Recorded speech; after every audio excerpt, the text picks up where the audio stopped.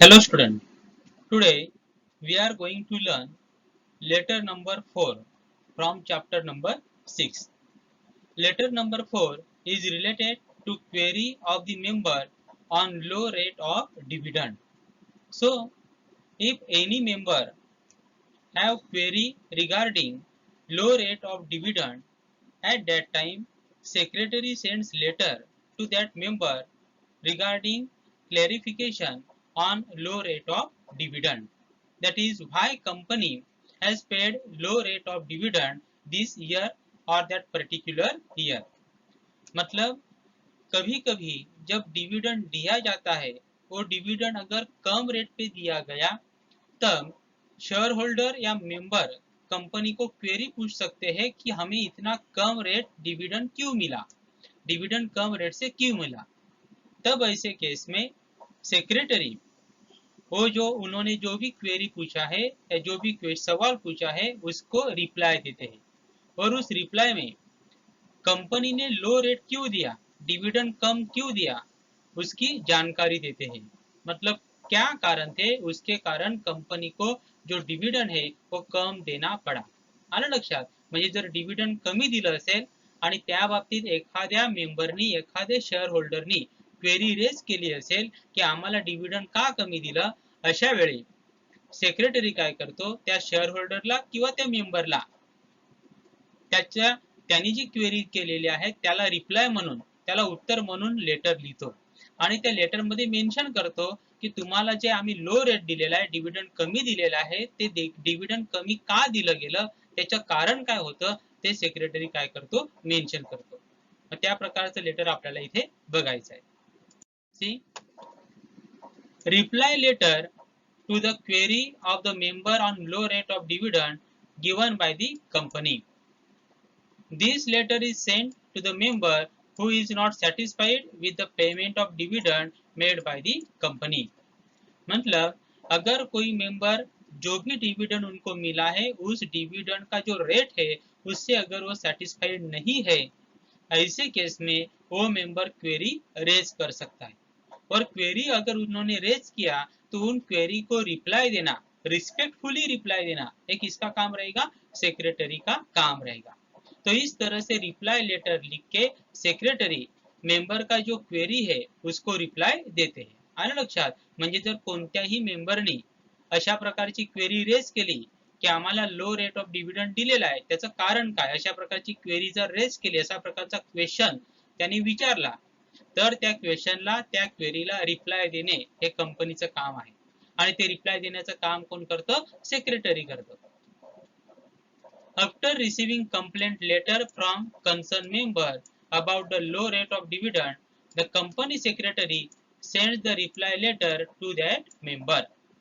Okay, म्हणजे जेव्हा एखाद्या मेंबर कडनं किंवा ज्या मेंबर कडनं कंप्लेंट लेटर येतं regarding low rate of dividend, त्या व्यक्तीला त्या मेंबरला उत्तर म्हणून कोण लेटर लिहित असतो, सेक्रेटरी लेटर लिहित असतो। The reply letter contain or specifies the reason for low rate of dividend. और उस रिप्लाई लेटर में क्या लिखना है कि अगर कंपनी ने लो रेट ऑफ डिविडेंड दिया है, मतलब अगर अगले साल बहुत अच्छा डिविडेंड दिया था लेकिन इस साल अगर डिविडेंड कम मिला तो उस तरह का क्वेश्चन, उस तरह का जो क्वेरी है वो मेंबर या शेयर होल्डर रेज कर सकते हैं। तो सेक्रेटरी को क्या करना है, अगर उन्होंने कंप्लेंट किया है, अगर क्वेरी रेज किया है तो सेक्रेटरी को उस क्वेश्चन को या उनका जो कंप्लेंट है उनको रिप्लाई देना है। लेकिन रिप्लाई देते समय जो मेंबर्स है उनको किसी भी तरह का हर्ट नहीं होना चाहिए, बराबर। मतलब उनकी बात क्या है, कंपनी ने क्यों लो रेट ऑफ डिविडेंड दिया वो उनको ठीक से समझाना चाहिए लेटर के जरिए। तो हमें अभी देखना है कि कंपनी इस तरह के मामले में सेक्रेटरी किस तरह से लेटर लिखेगा। आलं लक्षात? Here again same details are here, name of the company, address of register office of the company, CIN number, phone number, fax number, reference number, website of the company, email ID of the company and date of the letter. Date of the letter is very important. And here name and address of the addressee. म्हणजे आपण ज्यांना letter पाठवणार आहे त्याचं name आणि address तुम्हाला इथे record करायचं आहे. Subject resolving query on low rate of dividend made by the company. आणि सब्जेक्ट काय लिहिणार आपण? Resolving query. Query means complaint on low rate of dividend. Resolving means solve करणे, उत्तर देणे, किंवा ती जी क्वेरी आहे, ती जी कंप्लेंट आहे ती सॉल्व करणे, त्याला म्हटलं जाईल resolving, made by the company. Dear sir, यहाँ पे किशोर मलपा ने लिखा है, मतलब आदमी का नाम लिखा है, तो यहाँ पे आएगा dear sir. This is to inform you that as per your letter dated 15 April 2019. देखो यहाँ पे डेट कितना दिया, 20 अप्रैल, और यहाँ पे 15 अप्रैल, क्योंकि पहले मेंबर का हमें कंप्लेंट आएगा, उसको हम रिप्लाई देंगे. तो मेंबर का जो लेटर रहेगा उसका डेट क्या आगे की होनी चाहिए, मतलब जैसे कि 15 अप्रैल, तो हमारा रिप्लाई उसके बाद में जाएगा. चाहे तो 16 भी आप लिख सकते हो, लेकिन 15 अप्रैल का उनका लेटर है, तुरंत ही 16 को हमें नहीं मिलेगा, 2-3 दिन हम छोड़ देंगे. मतलब 15 तारीख है तो वहां पे हमारा लेटर का डेट 20 हो सकता है, 25 लिखा तो भी चलेगा. आलं लक्षात. म्हणजे इथे 15 एप्रिलला त्यांनी आपल्याला कंप्लेंट केलेली आहे, त्याचं लेटर आपल्याला मिळालेलं आहे, त्याला उत्तर म्हणून आपण 20 एप्रिलचं letter पाठवतोय. I am hereby authorized to resolve your query regarding the low rate of dividend paid by the company to their faithful members. और हम यहाँ पे बताते हैं कि मैं एज अ सेक्रेटरी आपने जो भी क्वेरी हमें पूछा है, या जो भी क्वेरी रेज किया है, या जो भी कंप्लेंट आपका है, वो सॉल्व करने का अथॉरिटी मेरे पास है. The reason for the low rate of dividend are mention below. Okay, म्हणजे आपण इथे सांगतोय की आपण जे लो रेट दिलेला आहे, कंपनी लो रेट दिलेला आहे, ते लो रेट देण्याचं रिझन काय आहे ते आपण खालती दिलेले आहे. See the reason. First point is that during the last year, due to floods, company factory situated at Mahim East was not in condition to operate in a full-fledged manner. So here, secretary explaining that due to flood, and that is a natural calamity like a flood, company factory which is situated at Mahim East was not in condition to operate or to carry out its activity at a full pledge. म्हणजे या ठिकाणी secretary काय सांगतात की गेल्या वर्षी last year मध्ये आपली जी मालाड ईस्ट मध्ये जी फॅक्टरी आहे त्या ठिकाणी नैसर्गिक आपत्ती आली, नॅचरल कॅलेमिटी आली, म्हणजे फ्लड आला, म्हणजे पूर आला, आणि त्या पुरामुळे ती जी फॅक्टरी आहे त्या पूर्ण क्षमतेने, पूर्ण कॅपॅसिटीने, full pledge means at a full capacity, okay, म्हणजे पूर्ण कैपेसिटी ने ती ऑपरेट करू शकली नहीं, काम करू शकली नहीं. तो इस पॉइंट में सेक्रेटरी क्या बता रहे हैं कि मालाड ईस्ट में हमारा जो फैक्ट्री है, उस फैक्ट्री में पानी आने के कारण, मतलब जो बाढ़ आती है, बाढ़ का पानी आने के कारण वो जो फैक्ट्री है पूरे कैपेसिटी से या फुल फ्लेज से काम नहीं कर पाई.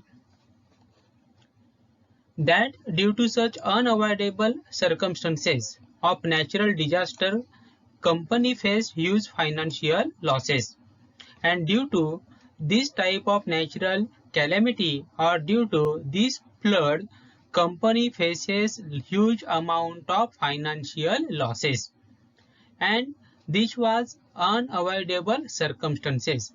म्हणजे सेक्रेटरी या ठिकाणी काय सांगतात की ही नॅचरल कॅलॅमिटी होती, बरोबर, म्हणजे पूर येणे हे नैसर्गिक आहे आणि त्याला आपण अवॉइड करू शकत नाही. आणि अशा प्रकारे पूर आल्यामुळे, फ्लड आल्यामुळे त्या ठिकाणी कंपनीचं मोठ्या प्रमाणात काय झालं, फायनान्शियल नुकसान झालेले आहे, मोठ्या प्रमाणात आर्थिक फटका कंपनीला बसलेला आहे. ओके, तो यहाँ पे सेकंड पॉइंट में सेक्रेटरी कह रहे हैं कि जो हमारा फैक्ट्री मालाड में सिचुएटेड था, वहां पे बाढ़ आया, बाढ़ के कारण वहां पे पूरी तरह से हमारे कंपनी का नुकसान हुआ, वहां पे फाइनेंशियल लॉस बड़ी पैमाने पे हो चुका है. और वो जो लॉस था या जो बाढ़ आई थी वो अनअवॉइडेबल थी, मतलब बाढ़ को हम रोक सकते हैं क्या, हम रोक नहीं सकते, बाढ़ आने वाली है तो वो बाढ़ आके ही रहेगी, इसीलिए उसे कहा गया है unavoidable circumstances. that due to such circumstances, Board of Directors has decided to transfer rupee 12.5 crores to General Reserve, which is 50% more than the amount transferred to Reserve last year. And due to this type of financial loss, Board of Directors of our company has decided to transfer rupees 12.5 crores to General Reserve, and this amount is 50% more as compared to last year amount which is transferred to General Reserve. म्हणजे या ठिकाणी काय सांगितलं आहे की जे आपलं financial loss झालेला आहे, जो नुकसान झालेला आहे, त्या कारणामुळे बोर्ड ऑफ डायरेक्टरने डिसाइड केलं की जनरल रिझर्व मध्ये 12.5 करोड रुपये ट्रान्सफर करायचे आउट ऑफ प्रॉफिट. आणि जर आपण रिझर्व मध्ये पैसे जास्त ट्रान्सफर केले तर तुम्हाला डिव्हिडंड साठी पैसे काय राहणार आहेत, कमी राहणार आहेत. Okay, because we have decided to transfer huge amount to general reserve and amount is transfer to reserve out of profit. म्हणजे प्रॉफिट मधनच रिझर्वला पैसे जातात. लक्षात, म्हणजे 12.5 करोड आपण जनरल रिझर्वला ट्रान्सफर केले आणि जी अमाउंट आपण ट्रान्सफर केली ती as compare to last year 50% more होती. 50% काय होती, जास्त होती. म्हणजे लास्ट इयरला नियर अबाउट आपण 8 करोड ट्रान्सफर केले होते आणि this year we have transfer near about 12.5 crore rupees to general reserve. तो लास्ट पॉइंट में सेक्रेटरी बता रहे हैं कि इस जो बाढ़ आ गई, बाढ़ आने के कारण हमारे कंपनी का फाइनेंशियल लॉस हुआ और उसके कारण बोर्ड ऑफ डायरेक्टर ने डिसाइड किया कि 12.5 करोड़ रुपीज हम जनरल रिजर्व में क्या करेंगे, ट्रांसफर करेंगे. और यहाँ पे आपको याद रखना है, जनरल रिजर्व में अगर आप ज्यादा पैसा ट्रांसफर करते हो तो डिविडेंड देने के लिए पैसा आपके पास कम रहेगा. ओके, तो यहाँ पे 12.5 करोड़ रुपीज हम लोगों ने जनरल रिजर्व में ट्रांसफर किया और 12.5 करोड़ रुपीज ये जो अमाउंट है वो लास्ट ईयर जो अमाउंट हम लोगों ने जनरल रिजर्व में ट्रांसफर किया था उसका 50% ज्यादा है. मतलब लास्ट ईयर लगभग हम लोगों ने 8 करोड़ रुपीज जनरल रिजर्व में ट्रांसफर किए थे, लेकिन इस साल हम 12.5 करोड़ रुपीज जनरल रिजर्व में ट्रांसफर करेंगे. Hope you will satisfied by the above information as provided by the company. Hope मतलब हम आशा करते हैं, हम उम्मीद रखते हैं कि ऊपर जो इंफॉर्मेशन दिया है उस इंफॉर्मेशन से आप सेटिस्फाइड है. We assure you that company will easily come over from such unavoidable circumstances and will deliver much better dividend in the coming year. आणि या ठिकाणी सेक्रेटरी काय सांगतात, आता जी अनअवॉइडेबल सर्कमस्टन्सेस आपल्या कंपनीमध्ये आली होती, म्हणजे जे पूर आला होता, आता त्यातून कंपनी चांगल्यापैकी काय होत आहे, रिकवर होत आहे. आणि आम्ही तुम्हाला अश्युअर करतो, म्हणजे आश्वासित करतो, आश्वासन देतो की येणाऱ्या काळामध्ये कंपनी चांगल्या प्रकारे काम करेल आणि त्यामुळे कंपनी तुम्हाला चांगल्या प्रकारे डिविडंड देऊ शकेल.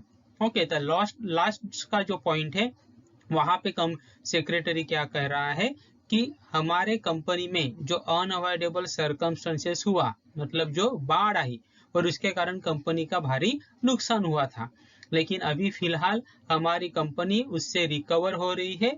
हमारी कंपनी आगे जाके अच्छा काम करेगी और अच्छा काम करने के बाद कंपनी का प्रॉफिट बढ़ेगा और प्रॉफिट बढ़ने के कारण हम आपका जो डिविडेंड है आने वाले फ्यूचर में, मतलब आने वाले समय में एक अच्छा अमाउंट का डिविडेंड आपको दे देंगे. इस तरह का अश्योरेंस, इस तरह का एक आश्वासन किसने दिया है, सेक्रेटरी ने उस मेंबर को दिया है.